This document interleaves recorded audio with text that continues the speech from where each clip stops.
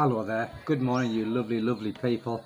Stephen here from Philippine Life Through the Eyes of an Expat, and today we're going to discuss about Filipinas, your Filipinas or your potential Filipinas family and when you first meet them. And again, this is experience and talking to other expats who have experienced a very similar situation. It's like a duplicate actually. So we'll start from the very beginning.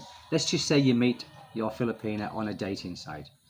Okay, so you meet your Filipina on a dating site from the country where you are, and you get talking and everything seems nice and lovely, beautiful, which it normally is, and then they will kind of introduce you to their family.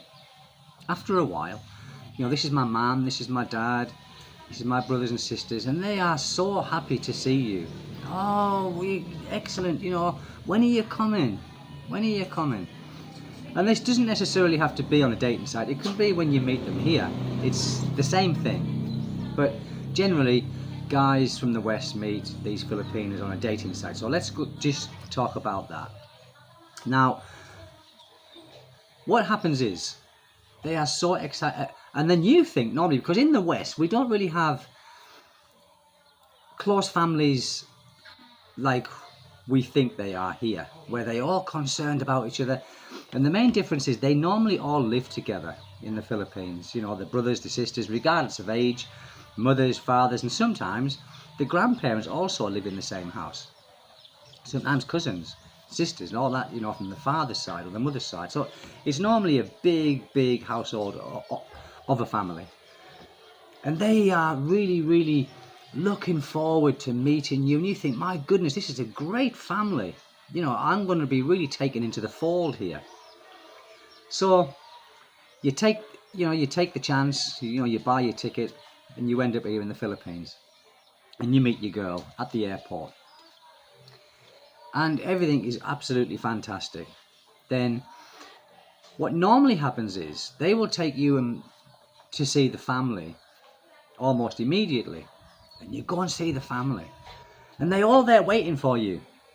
They're waiting for you. Some of them even meet you at the airport, and they are absolutely ecstatic to see you and laughing and smiling. And again, you think, my God, this is great. I've done the right thing here. I've been accepted into this family immediately. And then things go down the road, and you've been there a while, and you know, the family is great, like I said, but then you're giving, okay? You're giving. For an example, what normally happens when you first meet your Filipina, you will take her out for dinner. And that means her and the family, because you're introducing. Everyone's been introduced, and everything is new and fresh and lovely and brilliant. So the family are there too, and it costs a lot of money, because there's normally 10 or more that turn up. More, probably, more. Now, and then you start drinking with the father. I did anyway, I was drinking with the father. Not my wife now, but previous. And sorry about the chopping. Someone's chopping logs. They always do every morning. I don't know why I'm sat here doing this video already, because he's chopping them logs. But nevertheless, I'm here. And it's great. But then, when you kind of stop, because they automatically think, this is our pension. This is our pension. And it's Philippine tradition, guys. I don't know if you know this, but it's Philippine tradition, whereas, especially being a foreigner, the foreigner is expected to take care of the family. Now, you might say, well, yes, because of the age difference. No, it doesn't matter. You can be the same age. It's still regarded, or the foreigner is still regarded as taking care of the family. So they see you as a pension, so of course they're going to be nice to you and take care of you. But as soon as that stops, as soon as you stop giving and you stop going around there as much, then they kind of change, because you've stopped giving. And let's be honest, people, they see you as that money machine. Now, as soon as you stop giving, their attitudes change. And they then think of you as worse than a poor Filipino. Because they think to themselves, well, this is a rich foreigner. Why has he stopped giving? Why has he stopped giving? Well, we know why. Because we aren't here, and many of us haven't got that budget to support a whole family. So what you need to do when you first meet your Filipina on a dating site or in the flesh in real life, you've got to make that quite clear. And I would suggest making out that you haven't got a lot of money. You've got enough money for yourself and maybe for a partner. You've got to make that quite clear. And then see who stays around. See if that Filipina will stay around. If she does, all well and good. That's fantastic. You've probably got a good one. Bearing in mind as well, many Filipinas, when you go on dating sites, you are not the only one who they are talking to. Okay, you've got to be honest with yourselves, guys. I mean, how long has she been on that dating site? Okay, how long has she been putting herself out there, chatting? How many other foreigners has she met? And you will never know in the beginning because she's not going to tell you that. And the family's not going to tell you that. Oh, this is the 20th foreigner that she's brought round to the house and who's bought us meals and who's been paying for this and paying for that. You know, the brother might be a habble driver, and you might, oh, my tire's worn out. And you say, oh, okay, I'll get a tire. That's just the beginning. So you got to think to yourself, guys, how many foreigners is she talking to? How many foreigners is she saying the same thing to you, to them? My friends in England, you know, before I came here, they said to me, Stephen, be very careful. But of course, your heart takes over, doesn't it? You know, you let your heart rule everything. Not the fella downstairs, because, you know, you haven't had it yet. But that's impending. That, you know, that's a given when you get here, more or less. Because I've never known of a foreigner turning up to meet a Filipina and the Filipina says, no, I don't like you, I'm walking away from you. That won't happen, I don't think. Not in the experience that I've had talking to other foreigners. So you've got to think to yourself, and I'm being brutally honest here, many Filipinas are with you for the money. I think we know that. Not all. My wife now, when she met me, I wasn't, you know, flashing money around. I've been stung once, bearing in mind, I've been stung badly once. And I'm saying this to you out of experience, and I hope you can pick something up out of it. And of course, I was leading with my heart, you know, with my heart. There was something in my mind saying, there's something not right here. You know, the family's been too nice. Because I was doing this, I was doing that, I was buying this, I was buying that. And of course they're going to continue to be nice, you know, and overly nice, kind of uncomfortably nice. I found out that she's talking to many men. And don't forget, I think I said this before in the previous video, the girl that I met in the beginning, she led me down the garden path. You know, she was still married. And she was still in contact with this guy. And he used to come around and she used to make out it was the cousin. And it was the husband. He was in on it as well. Some will go to any lengths to get what they can.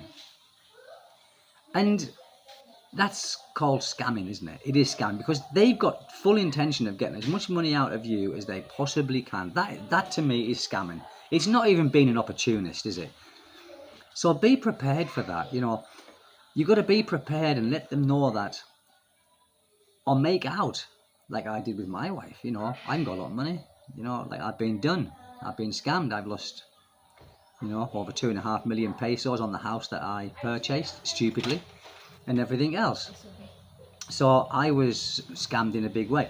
My wife now, you know, when she met me, I was living in a little apartment very close to where my wife's sari shop was, and I was very frugal, and I wasn't flashing anything around. You know, when I was going to the shop, I wasn't pulling out $1,000 bills, $1,000 peso bills. Sorry, $1,000 bills. I was pulling out 20s and 50s, 100 pesos. So And I told her from the start of that, I said, if you're looking for a wealthy foreigner, move on, because I'm not the guy. And, you know, she stuck with me through thick and thin. Now, some will just leave as soon as you say you've got no money. And also, some of these Filipinas that you do meet, these very, very good Filipinas who are very highly trained in the art of scam and the art of deceit, they've learned it from friends as well. They've learned it off to a T, because their friends are doing the same thing as well. But please don't think that they're all the same, because they're not. There's a lot of foreigners here who are happily married and been happily married for years and years and years. But you've got to go, unless you're very fortunate, you've got to go through a fair few to find a one that is suitable for you and suitable for each other. Not just for you, but you know, you've got to be compatible in, not in everything, but in some ways. And the best compatibility I think there is a one that is very, very not materialistic, not in competition with other Filipinas. Because if you get one that's in competition with other Filipinos, they always want. I want this, I want that, because that person's got this, or that Filipino, you know, her husband gives her this every month, he gives her that, he buys her this. And if you get that, then you're best off cutting your losses and moving on, because that wanting is never going to stop. Never going to stop. And I know this is a terrible thing, but what I would do if you're talking to a Filipino on a dating site in your own country is make up a couple of different profiles. There's your profile with the real you, and you can make up a dummy profile. That's you, but she doesn't know it's you. And then send her a message. Send her a message.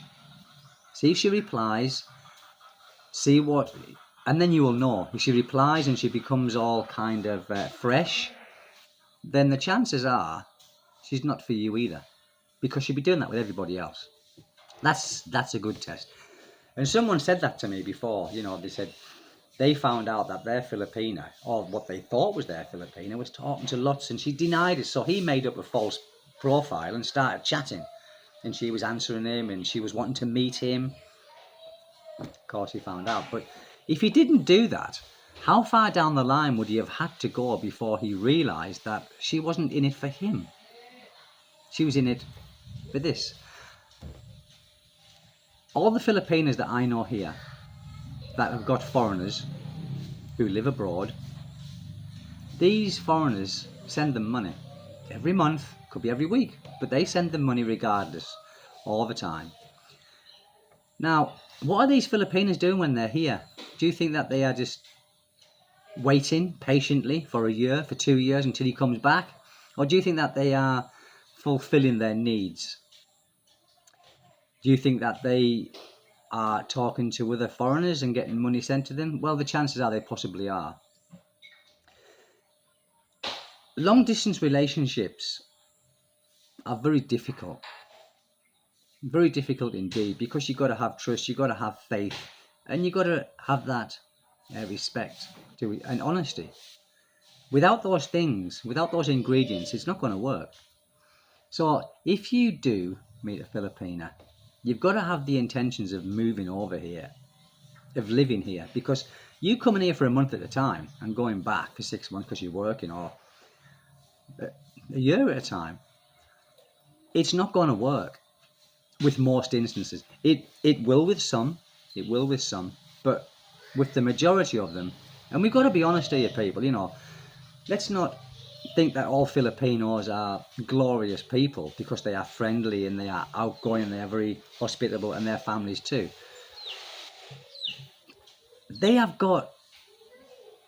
Some have got an ulterior motive. If you're not living here, or you aren't planning on living here, then what's the point of you spending all that money on flights every 6 months coming over here? Then, you know, you might get the girl pregnant. She might have a baby to you. So then, what you're going to do, you know, is that baby going to grow up with a father who sometimes comes very, very periodically for a month, and then he goes back because he has to, because he's working? You've got to think about all these things. And also, something else that I would like to say, he's my little boy. It's my little boy's birthday tomorrow. He's 4 years old tomorrow. You okay, son? He had a stomach problem yesterday, and his stomach has fixed, but now he's got a fever, and we're trying to get him ready for tomorrow. I said to him, go lie down, rest, you know, watch TV, keep drinking fluids, and you'll try and get yourself better for tomorrow. We will see. I hope and pray. Fingers crossed. It's his big day tomorrow. Bless his heart. So, what a lot of Filipinas do as well, they will cry wolf saying, I'm pregnant. When you've gone home. And it's come to light that some foreigners, because we do in the West, we have vasectomies. You know, we have a couple of kids and we think, that's it, I've had enough. We'll go to the doctors and get a quick, a very quick procedure, operation. 20 minutes, I think, 15, 20 minutes, 30 minutes tops. Burn it's done. So they will even stoop to the levels, I'm pregnant. You know, open for you to send money. They could be pregnant, but it might not be yours. It could be somebody else's. Some are that deceitful. And they will do those things. They will do anything. Some will do anything for money. A lot of Western women will do a lot of things for money as well, but I don't think it's on that scale. Because they already have money in the West. You know, many women work in the West now. You know, we live in a society of equality in the West. Here, many women don't work, and many women just rely on scamming the foreigner. So, guys, I don't want to put a downer on things. I don't want it to stop you coming to the Philippines or for meeting your Filipina, but I'm just trying to get this across. What does happen? It's not what can happen, it's what does happen. Not in all cases, not in all instances, but you've got to bear this in mind. And I think you've got to keep it in your mind. If you have the intentions... What's my little boy doing, babe? If you have the intentions of having a long... Sorry about that. If you have the intentions of having a long-distance relationship, think long and hard about it. It's not going to be easy. It's not going to be easy at all. If you're having a long-distance relationship with the intentions of moving here in a year or two's time, then possibly it might. But if you're young and you can't retire, then I can't see the point of you coming here every 6 months or every year just for 1 month out of that time. It's not going to be satisfying for yourself. It's not going to be satisfying for the woman that you're with as well. And yes, for the first few months or for the first year or two, it might be okay, but it takes a special kind of something to have a long-term, long-distance relationship. Some it works, some it does, and fair play to them. I couldn't do it. I wouldn't want to do it. I wouldn't want to spend my life on the phone, on video calls every day, or, you know, and coming once every 6 months or once every year for a month. I couldn't do that. It's not enough for me. I would rather be on my own or find someone from my own country and settle down there, or just wait until I was ready to, or able to move somewhere permanently and wait till then. But I think if you haven't got that intention of moving there permanently, or at least 6 months out of a year, that's what a lot of foreigners do. They will come here and they can't live here permanently, maybe because they get bored being here, because after the novelty is worn off of being in a country like this, then you will find yourself twiddling your thumbs. Oh, what can I do? Oh, I think I'll go back to my own country and do something. That's okay, because you're here for a long time to begin with, and that's great. But if you haven't got the financial capacity to be able to take 6 months off work, if you're self-employed, then think long and hard about what you're going to do. Okay, so that's it, people. It's just a video on that, and I thank you very much for taking the time to listen. My little boy and my wife is having breakfast. Hello, little fella. He's not well.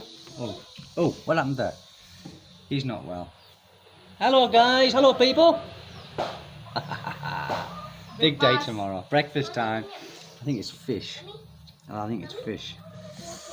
Dried fish from the smell of it. Guys, listen, please subscribe, like, share the video, and hit that notification bell. A lot of people are not getting my new content. Don't know why. Something going on with YouTube. Not quite sure. But thank you, people. God bless you all, and catch you later. See ya.